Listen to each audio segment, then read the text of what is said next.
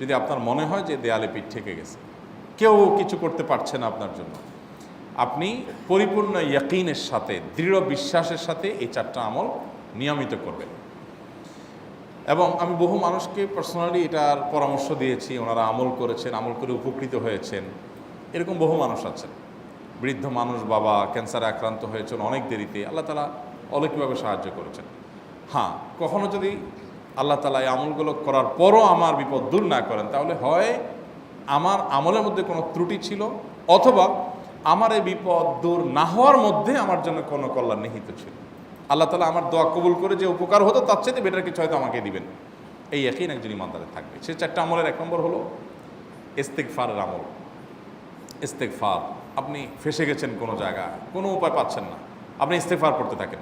আস্তাগফিরুল্লাহ ওয়া আতুবু ইলাইহি, আস্তাগফিরুল্লাহ ওয়া আতুবু ইলাইহি, আস্তাগফিরুল্লাহ ওয়া আতুবু ইলাইহি, আস্তাগফিরুল্লাহ, আস্তাগফিরুল্লাহ, আস্তাগফিরুল্লাহাল্লাযী লা ইলাহা ইল্লা হুয়াল হাইয়ুল কাইয়্যুম ওয়া আতুবু ইলাইহি ওয়া লা হাওলা ওয়া লা কুওয়াতা ইল্লা বিল্লাহ।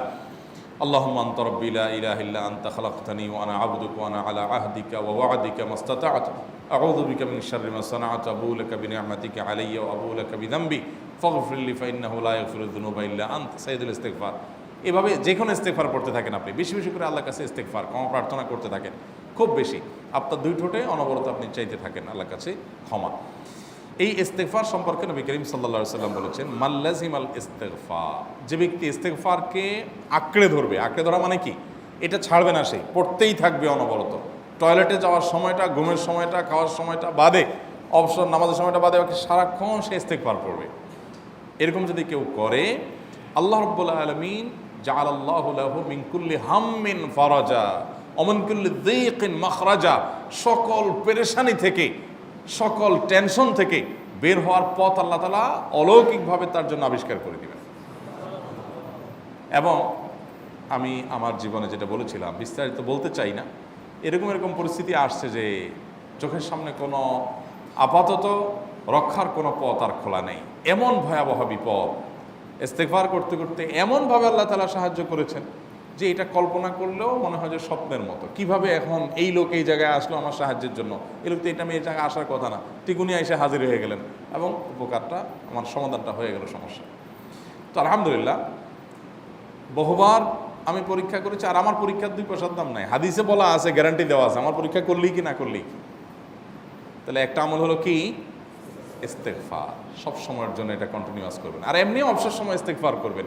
আরবদের মধ্যে সৌন্দর্য আছে, তারা বিভিন্ন ডাক্তারের ওয়েটিং রুমে বা বিভিন্ন জায়গায় মানুষ যেখানে অপেক্ষা করে পাবলিক প্লেসগুলোতে লিখে রাখে ইস্তেগফার করুন, আপনার হাইওয়েগুলোর পাশে লেখা থাকে ইস্তেগফার করুন, এবং তারা আসলে একটু পরপর দেখা যায় ইস্তেগফার করে। ভালো মন্দ গুণ সবার মধ্যে আছে, তাদের এই ভালো গুণটা আছে, ইস্তেগফার বেশি বেশি করা।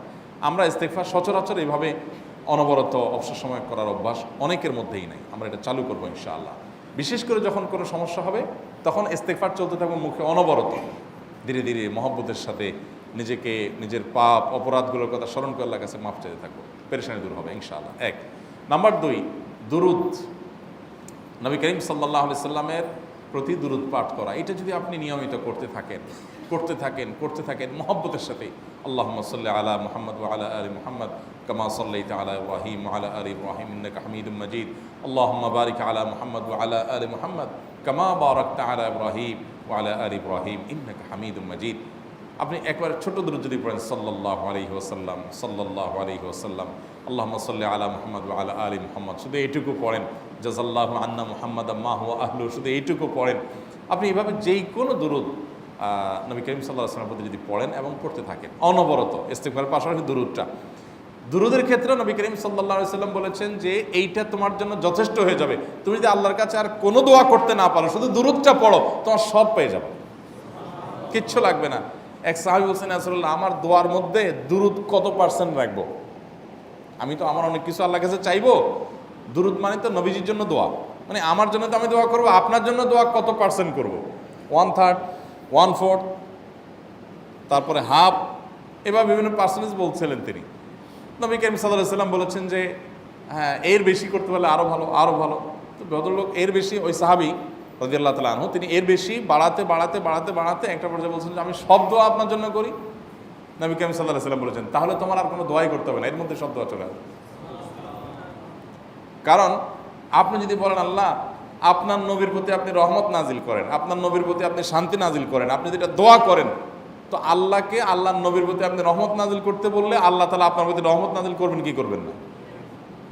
আপনি কাউকে খুশি করতে চান, কার কাছ থেকে কিছু আদায় করতে চান, তার ছেলেটারে যদি হাদিয়া তোহফা দেন, আদর যত্ন করেন, তো বাই ডিফল্ট অটোমেটিকলি ওই লোকের সিম্পেথি আপনার দিকে আসবে কি আসবে না? চোখ বন্ধ করে আসবে। তো আল্লাহর নবীর জন্য যখন আপনি দোয়া করবেন তখন আল্লাহ তাআলা আপনার মধ্যে রহমত নাজিল করবেনই, এটা নবী সাল্লাল্লাহু আলাইহি ওয়াসাল্লামের ওয়াদা। যে কোনো পেরেশানি, তিনি আরও বলেছেন যদি কেউ দুরুদের আমল করে নিয়মিত, আল্লাহ রাব্বুল আলামিন তার সকল পেরেশানির জন্য যথেষ্ট করে দিবেন। এই আমলটাকে সবগুলো দূর করার জন্য যথেষ্ট হয়ে যাবে। এই দুরুদের আমলটা আমি দেখেছি সুবহানাল্লাহ গুলির মতো কাজ করে। আজকের ঘটনা, এক ভদ্রলোক সকালে একটা টেলিভিশন চ্যানেলে, বেসরকারি চ্যানেলে প্রোগ্রাম শেষ করে নামছিলাম লিফটে, তো উপস্থাপক উনি বলছিলেন যে ভাই মানে দুরুদের আমল পড়ে আমি কিছুদিন আগে একটা ইয়াতে মানে এমন একটা অবস্থা যে এইটা থেকে বের হওয়ার কোনো পথ আর নাই, শুরু করলাম দুরুদ অনবরত, এরপরে আল্লাহ তাআলা আমাকে এমনভাবে উদ্ধার করলেন আমি কল্পনা করতে পারিনি। আলহামদুলিল্লাহ এই আমলগুলো করে অনেক ভাইরা আমাকে অভিজ্ঞতা জানাইছেন যে আলহামদুলিল্লাহ তাদের অভিজ্ঞতা অলৌকিক। হ্যাঁ, ওই যে বললাম কখনো যদি আল্লাহ তাআলা আপনার দোয়া কবুল না করেন তাহলে হয় আমার ত্রুটি আছে, আর না হলে আমার জন্য আল্লাহ তাআলা এর চেয়ে বেটার কিছু রেখেছেন, আমি সেই ইয়াকিন রাখবো ইনশাআল্লাহ বিইذنিল্লাহ। আর এই দোয়াতে সমাধান হবেই হবে, সে বিশ্বাস থাকতে হবে। নবী করিম সাল্লাল্লাহু আলাইহি ওয়াসাল্লাম বলেছেন, হাদিসে কুদসিতে আল্লাহ বলেছেন আনা ইনদা যান্নি আবদি বি, বান্দা আমার প্রতি যেমন ধারণা করে আমি তেমন আচরণ করি। আপনি যদি চিন্তা করেন করে দেখি হয় কি না, দেখি ট্রাই করি, তাহলে ওই আল্লাহ তাআলা বলবেন ঠিক আছে দেখতে থাক। আপনি যদি ইয়াকিন করেন যে না নবী করিম সাল্লাল্লাহু আলাইহি ওয়াসাল্লাম যে বলেছেন অতএব সেটা হবেই, আর আল্লাহ রাব্বুল আলামিনের কাছে আমি ওইভাবেই চাবো যে আল্লাহ দিবেনই, আমি নিয়েই ছাড়বো, ইনশাআল্লাহ গুলি মিস হতে পারে, আপনার দোয়া মিস হবে না। ওই ইয়াকিন, ওই ঈমান আমার মধ্যে আনতে হবে, চেষ্টা করবো তো ইনশাআল্লাহ। তাহলে দুইটা আমল হলো, ইস্তেগফার আর দুরুদ। 3 নম্বর আরেকটা আমল হলো দোয়া ইউনুস। দোয়া ইউনুস, লা ইলাহা ইল্লা আনত সুবহানাক ইন্নী কুনতু মিনাজ জালিমিন। বেশি বেশি পড়তে থাকবেন, যখন বিপদে পড়বেন ইস্তেগফার আর দুরুদ পড়বেন সবচেয়ে বেশি, আর মাঝে মধ্যে দোয়া ইউনুস, লা ইলাহা ইল্লা আনত সুবহানাকা ইন্নী কুনতু মিনাজ জালিমিন। আল্লাহ সুবহানাহু ওয়া তাআলা কোরআনে কারিমে এই দোয়ার পরে বলেছেন ওয়াকাযালিকা নুনজিল মুমিনিন। এই দোয়া পাঠ করার মাধ্যমে ইউনুস আলাইহিস সালামকে পৃথিবীর ইতিহাসের সবচেয়ে অলৌকিক ঘটনা, সকল সায়েন্স, সকল আপনার বিজ্ঞানের তত্ত্ব সবগুলোকে আপনার সবগুলোর বিপরীতে বা সবগুলোকে আপনার ভুল প্রমাণ করে দিয়ে ওই জায়গাটার জন্য আল্লাহ তাআলা ইউনুস আলাইহিসকে মাছের পেটে ঢোকার পর সেখান থেকে আবার জীবিত রেখে বের করেছেন। অক্সিজেন অভাবে সেখানে এমনি মারা যাওয়ার কথা, আরও নানা কারণে মারা যাওয়ার কথা, তাই না? কিন্তু আল্লাহ তাআলা তাকে রক্ষা করেছেন, কারণ উনি ওই বিপদে পড়ার পর থেকে এইটা পড়তেছিলেন, লা ইলাহা ইল্লা আনতা সুবহানাকা ইন্নী কুনতু মিনাজ জালিমিন। তো আল্লাহ তাআলা কোরআনে বলেছেন এটা ইউনুস, তার নবী ইউনুস আলাইহিস সালামকে আল্লাহ তাআলা এটার মাধ্যমে রক্ষা করেছেন, সেটা তার জন্য খাস না, এটা তার জন্য স্পেশাল না, বরং আল্লাহ বলেছেন ওয়াকাযালিকা নুনজিল মুমিনিন, এটা দিয়ে আমি তাকে রক্ষা করেছি, একইভাবে ঈমানদারদেরকেও এইটার মাধ্যমে রক্ষা করব। এটা বড় অস্ত্র পেয়ে গেলাম। দোয়া ইউনুস বেশি বেশি পড়বো ইনশাআল্লাহ, লা ইলাহা ইল্লা আনতা সুবহানাকা ইন্নী। আমার দেশে আবার দেখা যায় বিপদ হয়ে গেলে তখন হুজুর ভাড়া করে যে ভাই আপনারা সবাই মিলে এটা 1 লাখ বার পড়ে দেন, 1.25 লাখ বার পড়ে দেন, টাকা দিব আপনারা পড়ে দেন। আপনারটা আপনি পড়বেন ভাই, হুজুরদের কাছে দোয়া চান সমস্যা নাই, আর হুজুরদেরকে খাটায়া টাকা দিবেন কেন, এমনি টাকা দিবেন না দিয়া। আর এই দোয়া নিজে নিজে করতে থাকবেন। ইউনুস আলাইহিস সালাম ওই সময় কি লোক ঠিক করছিলেন যে ভাই আপনারা সবাই দোয়া ইউনুস পড়েন, আমি গেলাম, আমি মাছের পেটে গেলাম, আপনারা বসেন সবাই দোয়া ইউনুস পড়া দেবেন, করছেন উনি? ওনারটা উনি করছেন, তো আপনারটা আপনি শুরু করবেন, দোয়া ইউনুস না। 4 নম্বর আমল হলো ইয়া যাল জালালি ওয়াল ইকরাম, এটা বিশেষ করে পাঠ করবেন। নবী করিম সাল্লাল্লাহু আলাইহি ওয়াসাল্লাম বলেছেন আলিজু বিয়া যাল জালালি ওয়াল ইকরাম, ইয়া যাল জালালি ওয়াল ইকরাম এইটাকে তোমরা আঁকড়ে ধরবে। ইয়া যাল জালালি ওয়াল ইকরামের মানে কি? এটা আল্লাহকে ডাকা, আর কিছু না। এবং হাদিসে বর্ণিত দোয়া, এটা মাসনুন দোয়া। ইয়া যাল জালালি ওয়াল ইকরাম মানে হে মহা ক্ষমতার অধিকারী, প্রতাপশালী এবং সম্মানের মালিক, এটা বলার মানে হলো আল্লাহর কাছে নিবেদন করা, যেহেতু আপনার প্রতাপ আছে, আপনার জালাল আছে, আপনার বড়ত্ব আছে, হে বড়ত্বের অধিকারী এবং হে সম্মানের অধিকারী, আপনার যেহেতু আল্লাহ তাআলা এটা, আপনার যদি এটা আছে, অতএব হে আল্লাহ আপনি আমাকে এটা দান করুন, আপনার সেখান থেকে আমার প্রতি রহম করুন, আপনার সেখান থেকে আমাকে, আপনার বড়ত্ব থেকে আমাকে আপনি হেফাজত করুন, আপনার একরাম থেকে আমাকে আপনি, তা দিয়ে আপনি আমাকে রহম করুন। তো সেই দোয়া আল্লাহ তাআলার কাছে নিবেদন করতে পারি, ইয়া যাল জালালি ওয়াল ইকরাম। এর পাশাপাশি তাহাজ্জুদের নামাজ এবং যে কোনো নফল নামাজ। কারণ নবী সাল্লাল্লাহু আলাইহি সাল্লাম ইজা হাজাবাহু আমরুন সাল্লা, নবীজি সাল্লাল্লাহু আলাইহি সাল্লামের কোনো পেরেশানি শুরু হলে আগে ওযু করে 2 রাকাত নামাজ পড়তেন, ওযু করে 2 রাকাত নামাজ পড়তেন। আমাদের যখন পেটে ব্যথা শুরু হয় আগে কার কথা মনে পড়ে? ডাক্তারের কথা মনে পড়ে। যখন গায়ে জ্বর আসে সবার আগে মনে পড়ে কিসের কথা? নাপা, নাপা, ঠিক না? জ্বর আসছে গায়ে, সবার আগে আমরা কি চিন্তা করি? নাপা।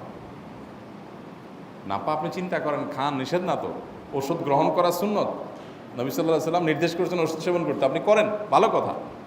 কিন্তু ইমানদার সব কিছুর আগে ব্যথা আসছে, তাহলে ব্যথার জন্য একটা ওষুধ দোয়া শিখেছেন, দোয়াটা আগে করবে, পাশাপাশি ওইটা করবে। এলো ইমানদারের কাজ। আমরা আজকাল ইমান থেকে অনেক দূরে সরে গেছি। আল্লাহ আমাদের সেই ইয়াকিন দান করুন। তাহাজ্জুদের সময় দোয়া, অনেক বেশি দোয়া কবুল হয়। তাহলে 4টা আমল ইনশাআল্লাহ আপনাকে এই ভয়াবহ বিপদ থেকে উদ্ধার করার জন্য সাহায্য করবে ইনশাআল্লাহ। সে ইয়াকিন নিয়ে করবেন। সেই সাথে as-সাদকা তারদুল বালা, দান সাদকা করা, অন্যান্য যে আমলগুলো আছে টুকটাক সেগুলোর সাথে সাথে চালানো। বাকি এই 4টাকে বেসিক্যালি একটু জোরভাবে করতে থাকা। আস-সুন্নাহ ফাউন্ডেশন, উম্মার স্বার্থে সুন্নাহর সাথে।